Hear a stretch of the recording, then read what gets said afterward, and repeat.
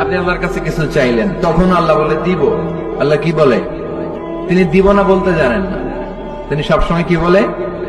দিব। পদ্ধতি নাম্বার 2, আপনি চাইলেন, আল্লাহ বলে দিব, তবে এখন দিব না, পরে দিব। কখন দিলে আমার জন্য বেশি ভালো, এটা আমার চেয়েও ভালো জানে কে? যখন দিলে আমার জন্য ভালো, আল্লাহ তখন দেয়। সুবহানাল্লাহ পড়েন। পদ্ধতি নাম্বার 3, আমরা চাইলাম, তখন আল্লাহ বলে দিব দিব দিব।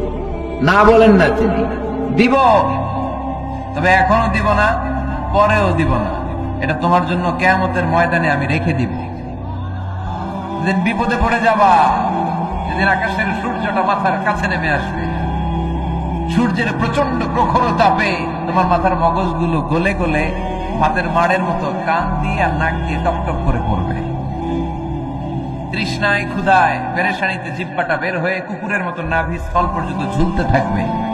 পীর সাহেব মুরিদরে চিনবে না, মুরিদ পীর সাহেবরে চিনবে না, দলের নেতা কর্মী চিনবে না, দলের কর্মী নেতা চিনবে না,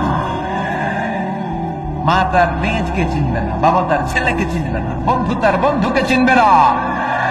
ওই কঠিন দিন আমি তোমার এই দোয়ার বদৌলতে বাঁচায় দেব। আল্লাহু আকবার।